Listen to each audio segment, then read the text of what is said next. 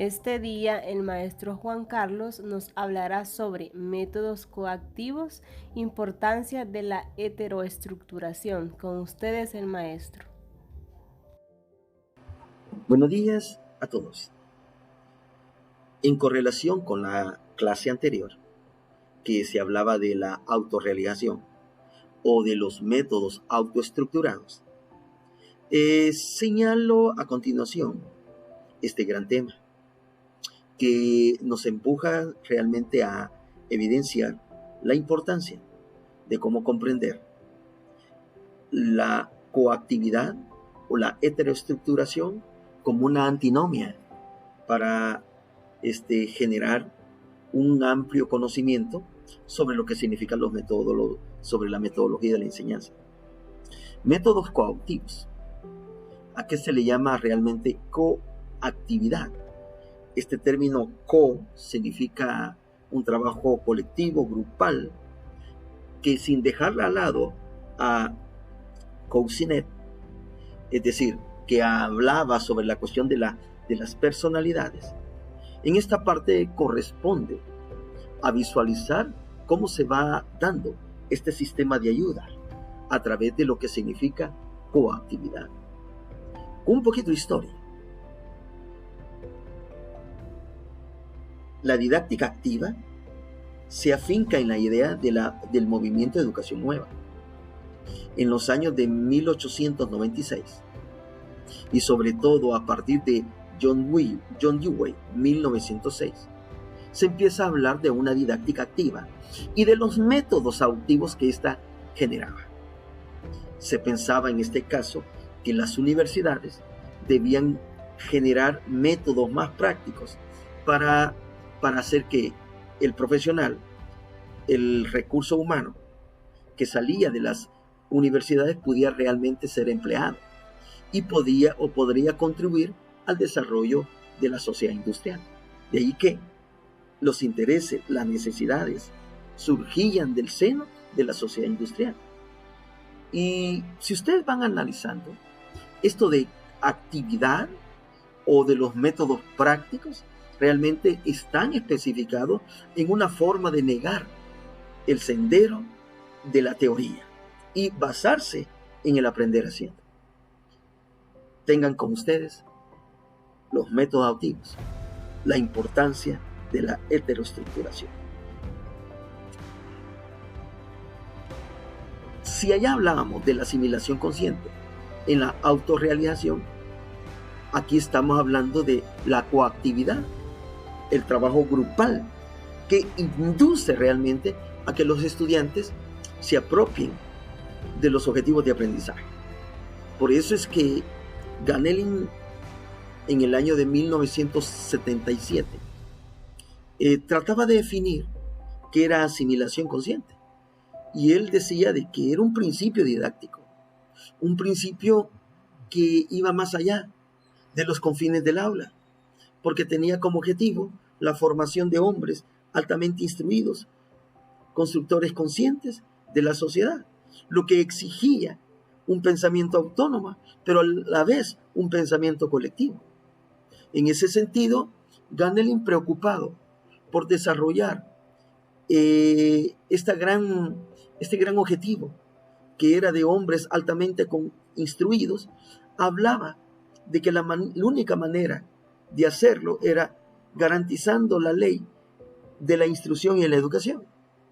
Y ustedes saben que la instrucción implica conocimiento, habilidades y destrezas, que la educación, personalidad, que ésta se divide en sentimientos, convicciones, voluntad y carácter. Pero cada una tiene sus métodos de enseñanza. Y la pregunta es, ¿cómo buscar aquellos métodos que estén relacionados con la personalidad? ¿Cómo hacer que nuestros estudiantes trabajen de manera voluntaria? Que nuestros estudiantes trabajen con convicciones firmes.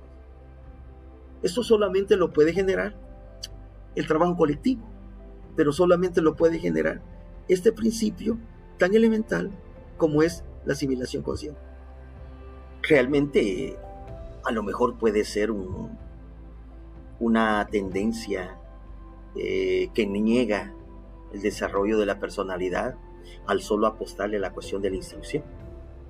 Pero como sea, Gamelin propuso la unidad entre instrucción y educación como realmente el referente para la formación de hombres altamente instructivos, constructores, conscientes de la sociedad.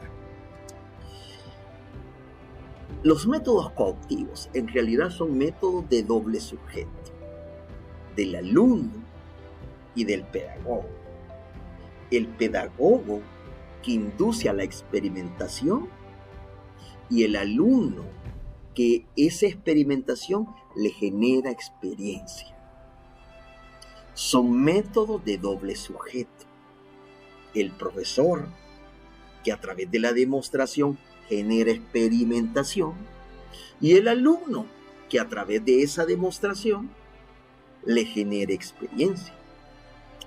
En su obra El arte como experiencia y educación, John Dewey trata de decir que el fin primordial de la educación es la experiencia, que no hay nada que no acaece sobre la base de ella. Y en ese sentido, decía, una persona intenta hacer una cosa y dicha tentativa altera las circunstancias, tiene consecuencias y esa consecuencia es el cambio posicional que se le están haciendo a las cosas que intenta cambiar el estudiante. Y esa persona, dice, sufre y experimenta esas consecuencias. La experiencia es ante todo un conjunto de acciones y de pruebas para comprender la naturaleza de una realidad. Sin embargo, lo que no hizo John Dewey es generar una posición muy interesante al papel dirigente del maestro. Por eso es que no solamente nos quedamos en métodos de doble sujeto, sino que se le otorga un papel primordial al maestro, porque su función es de una función directiva y de una actuación verbal que a través de su palabra influye en la formación del estudiante. Esta es la coactividad. Es decir, son métodos de doble relación.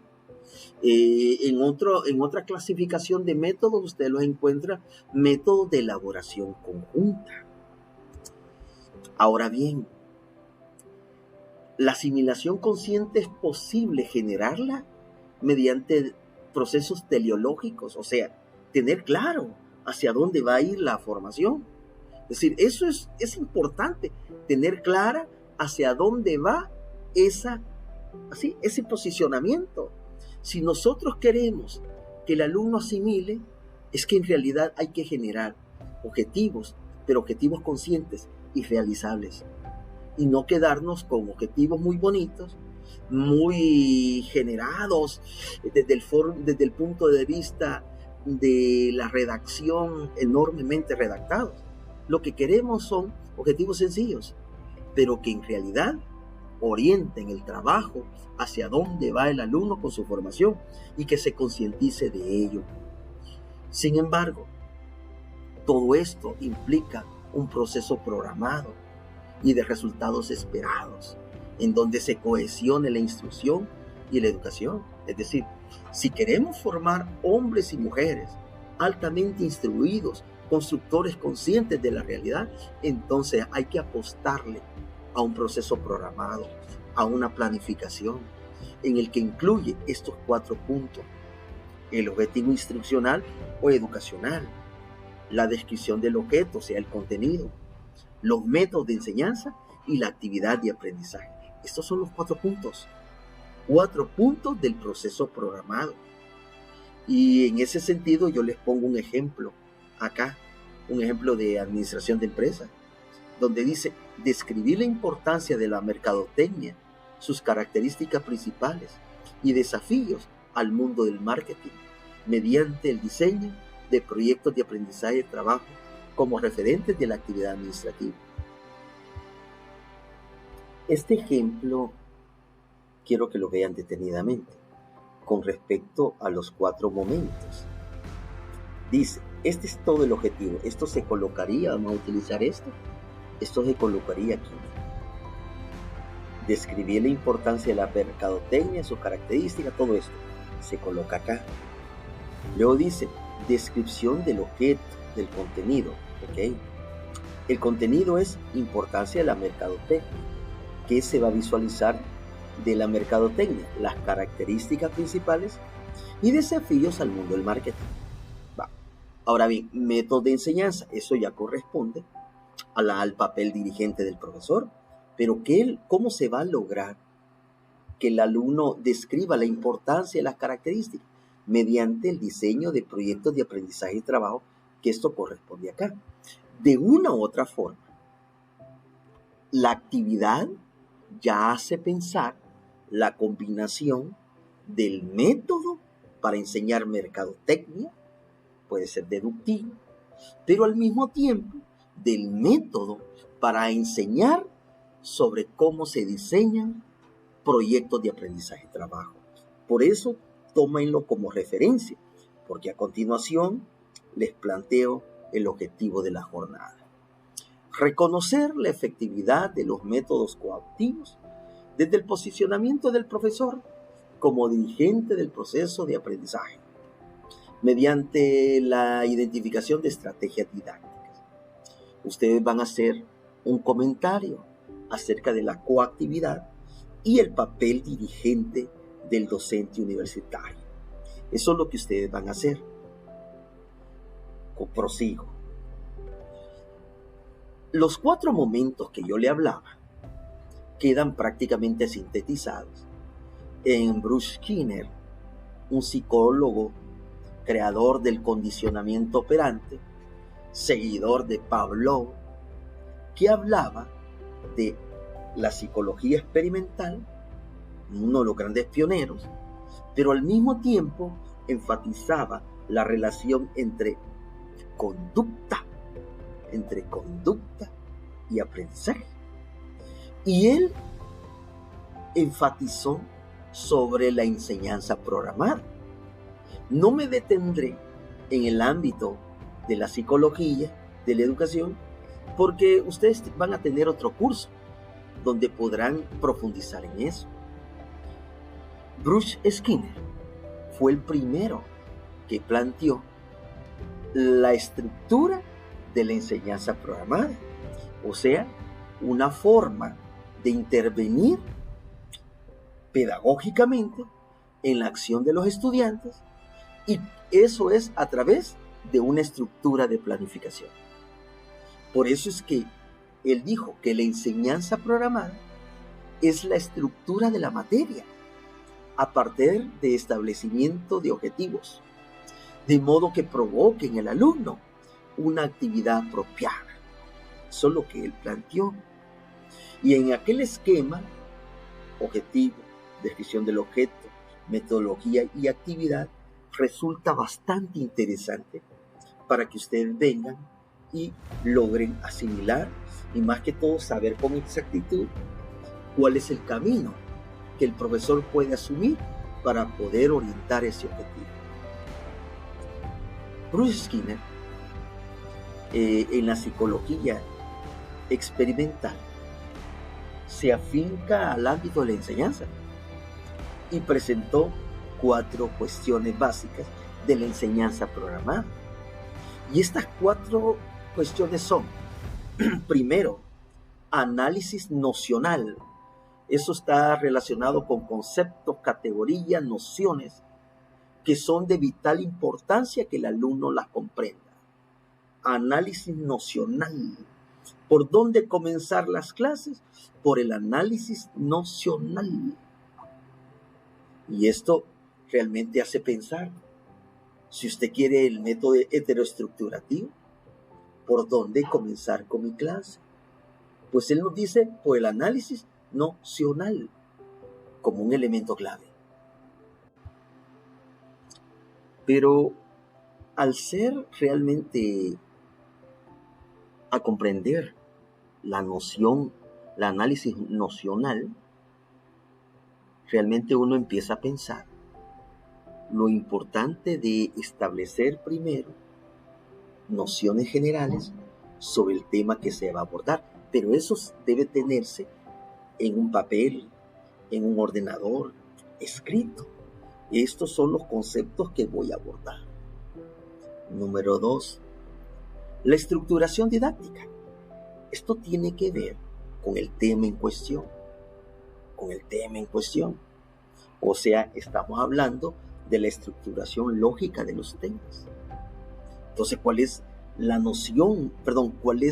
orientación que van a ir teniendo a partir de la especificación de temas y subtemas? Número 3, el orden psicológico. ¿Cuál es el sentido de la emocionalidad que se le va a dar a la clase? Tenemos un análisis nocional, los primeros conceptos, las primeras nociones, los primeros ejemplos, casos, qué sé yo. Luego, la estructuración didáctica. ¿Cómo va a ser los temas que serán abordados en ese momento? Luego, el orden psicológico que le vamos a dar, de lo simple a lo difícil, pero también que garanticen el sentido emocional. Y luego, ¿cómo vamos a presentar esas unidades? Esto tiene que ver con el número 2, porque ahí está la estructuración didáctica. Estos son todos los temas. Pero estas son las unidades de presentación. ¿Cuál va a ser el primero que vas a presentar? ¿En cuánto tiempo? ¿En cuánto tiempo? ¿En qué tiempo vas a desarrollar esta es tu unidad? ¿En cuánto tiempo la vas a desarrollar?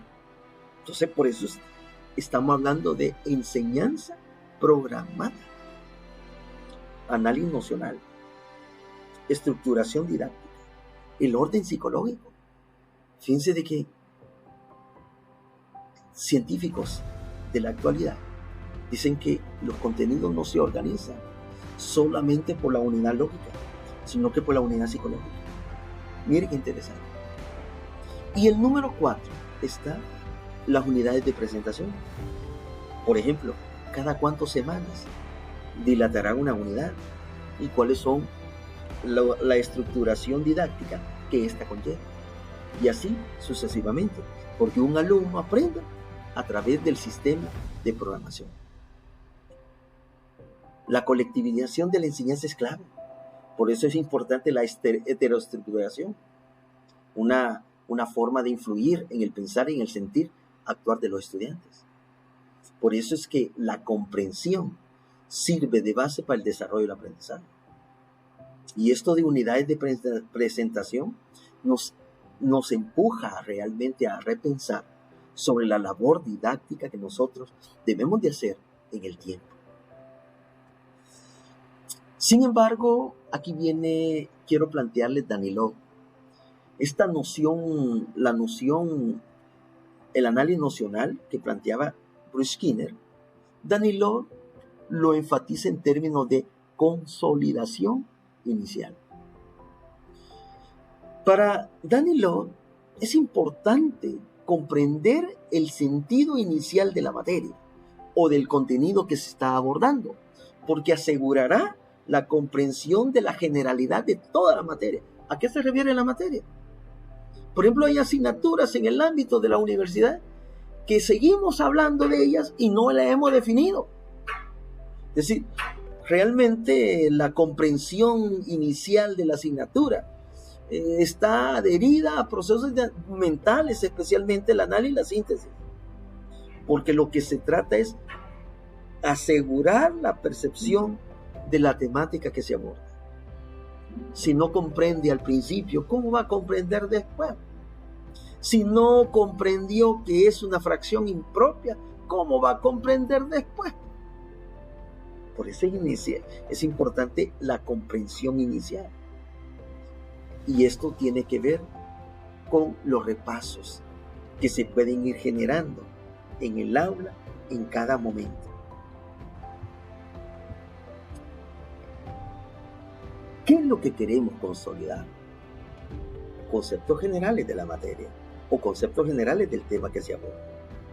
Por eso es que no es importante que usted venga y ponga el objetivo al principio, desde este punto de vista, sino que haga una breve introducción y ahí va rastreando la comprensión de la generalidad del tema que se va a abordar. Pero ¿cómo se logra? Realmente con repasos iniciales. A veces nosotros no le queremos dar un nivel de importancia a los repasos. Entonces, los repasos es volver a repetir la palabra, el discurso o la misma actividad, de forma de que el alumno vaya afianzando los conocimientos inicialmente. Todo tiene que ver con la comprensión. Algunos le llaman a este modelo de la comprensión, porque está basado en esa vía para la resolución de problemas.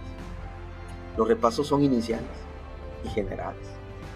Pero fíjense que lo más elemental es que Danilov, pedagogo de la ex Unión Soviética, creo que murió en el año 2008, refirió que el contenido, aunque sea a nivel de educación superior, debe presentarse con las siguientes características. Primero, como una novedad. Mire, como una novedad. Es decir, este es un tema importante, es nuevo, pero te va a ayudar de esta manera. Luego, plantear los objetivos que serán abordados. Luego, plantear ideas claves que serán abordadas. Vamos a ver esta idea. 1, 2, 3, 4. Y entonces el alumno ya queda 4. Sobre estas ideas vamos a discutir. Es que hay orden. Hay orden, reviso. Primero, presento el contenido como una novedad. Mire, este es el tema que vamos a abordar. Este tema conlleva esto, esto y esto. Aquí están los objetivos. Y luego, este tema, vamos a abordar en este tema 6 ideas. Muy bien, aquí están las 6 ideas. Y claro, después de eso, en cada una de esas ideas, se van discutiendo, se va generando debate, hay enlace entre la teoría y la práctica, de modo que quede como sustento, que se fije en la mente del estudiante esas ideas que son trascendentales. Debemos, ante todo, tener más orden. Y quizás lo que nos está dando a entender Danilov es tener orden. Tener orden, hombre. ¿Quieres dar clases? ¿Dominarse el contenido? Entonces ordenarlo. Y aquí hay 4 elementos para ordenarlo. Porque después de plantear ideas claves que serán abordadas, hay que hacer un repaso general o inicial. Después iniciar la clase. Es decir, por cada clase que iniciemos, recordemos la pasada. O por cada idea principal, revisemos la anterior. Y así vamos a garantizar esta consolidación inicial. ¿Por qué el término inicial? Porque ocurre al inicio de cada tema, al inicio de la asignatura. Y si ustedes notan, al inicio de cada tema, significa que siempre vamos a estar repasando. Porque de lo que se trata es desarrollar el proceso que vaya. Así que vaya de la comprensión a la resolución de problemas. Voy a finalizar esta parte refiriéndome a los filósofos griegos e indicaré el posicionamiento que tuvo Sócrates frente a los sofistas con sus 2 referentes metodológicos: el arte mayéutico, que se afinca en la idea actual del cuestionario, y la ironía pedagógica. Para poder enfrentar la situación que se estaba ventilando sobre los sofistas, sobre el problema de engañar a las personas ante el público, de incidir sobre la falsedad, Sócrates hacía referencia a, en primer lugar, a la ironía. ¿Qué era ironía? Es un término de burla, pero una burla no de carcajada, sino que es una burla situarse en el nivel del discípulo. Por eso que la ironía de Sócrates le dice en la actualidad relaciones interactivas. ¿Qué hacía Sócrates? Conversaba con los discípulos de manera cotidiana para poder aprender de los discípulos su lenguaje. Sí, gran parte de nuestros alumnos no nos entienden por el lenguaje. Pero Sócrates fingía ser discípulo, siendo el maestro. Y fingía ser discípulo porque lo que quería era saber cómo pensaba el discípulo y cómo hablaba el discípulo. Por eso es que él llegó a decir: yo solo sé que no sé nada. El acto de fingir en educación traslada esto a la cuestión de la mayéutica. Por eso es que allí les voy ubicando a Pepeto y la comadrona, y la ayuda de la comadrona al acto de parir ideas. En el arte mayéutico hay una pregunta que siempre surge como una novedad. Y el discípulo está interactuando con Sócrates, pero Sócrates está utilizando un lenguaje del discípulo, para hacer aflorar en él ideas nuevas, ideas acerca del mundo griego. Sócrates, en términos de lenguaje de los discípulos, trataba de ir orientando las preguntas con una forma básica de estar descubriendo. Por eso es que los cuestionarios pues constituyeron acá realmente verdaderas preguntas que eran revisadas por el maestro, a fin de que el discípulo llegara a las respuestas acertadas. Pero esto se logró por la ironía, porque Sócrates, antes de ser maestro, se convirtió en discípulo. Se convirtió en discípulo y se convirtió en alguien que generaba realmente esa activación del conocimiento. Interesantes términos que enfatizo en ese sentido.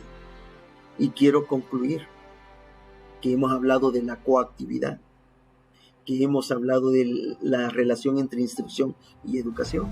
Señalamos a Skinner, a Danilov y ahora a Sócrates. Muchas gracias.